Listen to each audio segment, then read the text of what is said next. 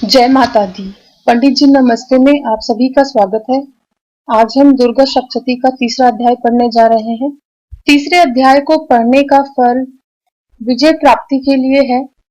यदि आप किसी भी कार्य में विजय की प्राप्ति चाहते हैं तो आपको तीसरे अध्याय का पाठ करना चाहिए। श्री दुर्गाय नमः। तीसरा अध्याय, सेनापतियों समेत महिषासुर का वध।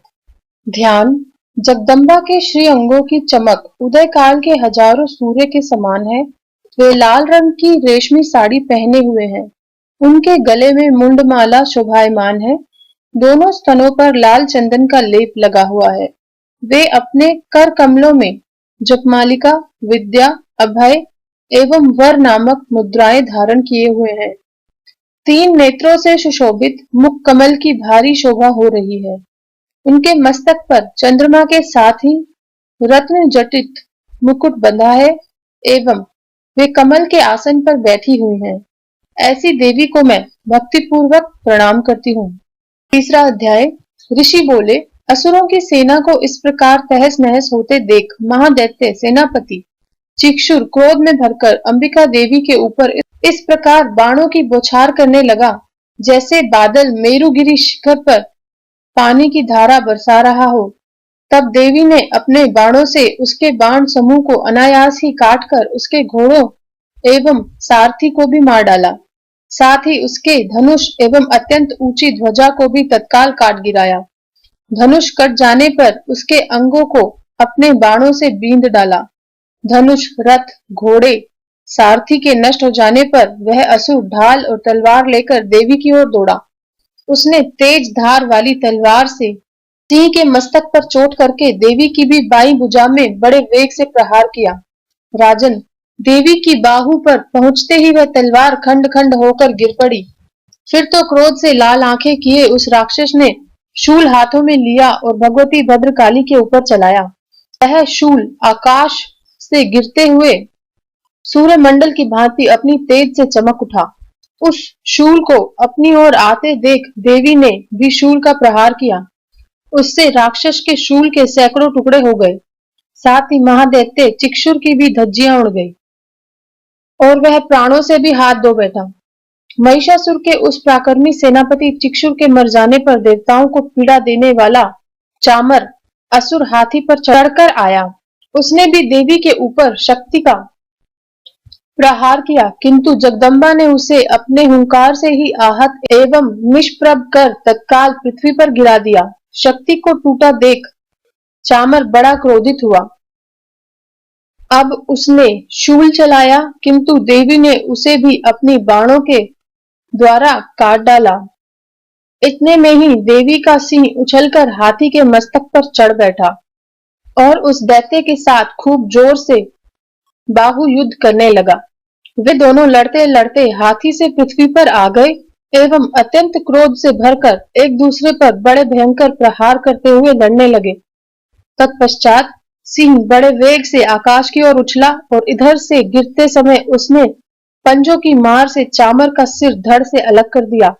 इसी प्रकार उदग्र भी शिला और वृक्ष आदि की मार खाकर रणभूमि में देवी के हाथ से मारा गया तथा कराल भी दांतों, मुक्कों और थप्पड़ों की चोट से धराशायी हो गया।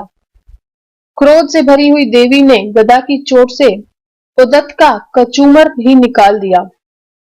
हिंदीपाल से बाष्कल को तथा बाणों से ताम्र एवं बंधक को मौत के घाट उतार दिया।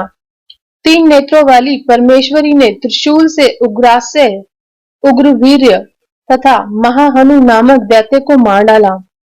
तलवार की चोट से विडाल के मस्तक को धड़ से अलग कर दिया। दूरधर एवं दुर्मुख इन दोनों को भी अपने बाणों से मृत्युलोक भेज दिया। इस प्रकार अपनी सेना का सर्वनाश होता देख महिषासुर ने भैंसे का रूप धारण करके देवी के गणों को त्रास देना आरंभ किया। किन्हीं किन्हीं को पूंछ से चोट पहुंचाकर, कुछ को सींगों से विदीर्ण करके, कुछ को वेग से, किन्हीं को भीषण नाद से, कुछ को चक्कर देकर और कितनों को निर्विश्वास की वायु के झोंकों से धराशायी कर दिया। इस प्रकार गणों की सेना को गिराकर वह असुर महादेवी के सिंह को मारने के लिए झपटा। इससे जगदम्बा को बड़ा क्रोध हुआ। उधर महापराक्रमी महिषासुर भी क्रोध में भरकर धरती को खुरों से खोदने लगा तथा अपने सींगों से ऊंचे ऊंचे पर्वतों को उठाकर फेंकने और गरजने लगा। उसके वेग से चक्कर देने के कारण पृथ्वी शुद्ध होकर फटने लगी। उसकी पूंछ से टकराकर समुद्र सब ओर से धरती को डुबोने लगा। हिलते हुए सींगों के प्रहार से विदीर्ण होकर बादलों के टुकड़े टुकड़े हो गए। उसके श्वास की प्रचंड वायु के वेग से उड़े सैकड़ों पर्वत आकाश से गिरने लगे। इस प्रकार क्रोध में भरे हुए उस महादैत्य को अपनी ओर आते देख चंडिका ने उसका वध करने के लिए महान क्रोध किया। उन्होंने पाश फेंककर उस महान दैत्य को बांध लिया। बंध जाने पर उसने भैंसे का रूप छोड़ दिया एवं तत्काल सिंह के रूप में प्रकट हो गया। उस अवस्था में जगदम्बा ज्यों ही उसका मस्तक काटने को उद्यत हुई, त्यों ही वह तलवार हाथ में लिए पुरुष के रूप में दिखाई देने लगा। तब देवी ने तुरंत ही बाणों की वर्षा करके ढाल एवं तलवार के साथ उस पुरुष को भी बींध डाला। इतने में ही उसने महान गजराज का रूप बना लिया तथा अपनी सूंड से देवी के विशाल सिंह को खींचने और गरजने लगा। खींचते समय देवी ने तलवार से उसकी सूंड काट डाली। तब उस महादैत्य ने पुनः भैंसे का शरीर बना लिया और पहले की भांति जड़ चेतन सब प्राणियों सहित तीनों लोकों को व्याकुल करने लगा। तब क्रोध से भरी हुई जगदम्बा चंडिका बारंबार उत्तम मधु का पान करने तथा लाल आंखें करके हंसने लगी। उधर वह बल और पराक्रम के मद से मत हुआ राक्षस अपने सींगों से चंडी के ऊपर पर्वतों को फेंकने लगा। उस समय देवी अपने बाणों के समूह से उसके फेंके हुए पर्वतों को चूर्ण करती हुई बोली।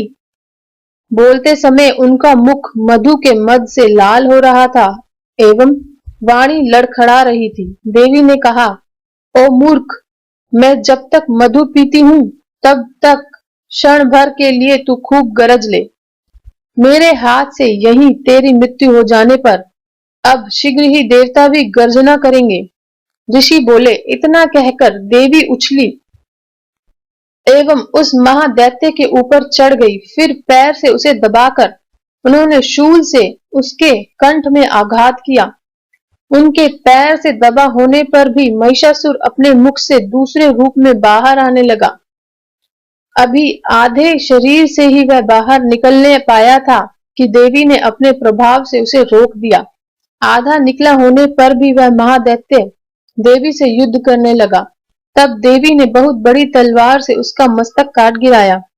फिर तो हाहाकार करती हुई दैत्यों की सारी सेना भाग गई तथा संपूर्ण देवता अत्यंत प्रसन्न हो गए। देवताओं ने दिव्य महर्षियों के साथ दुर्गा देवी की स्तुति की।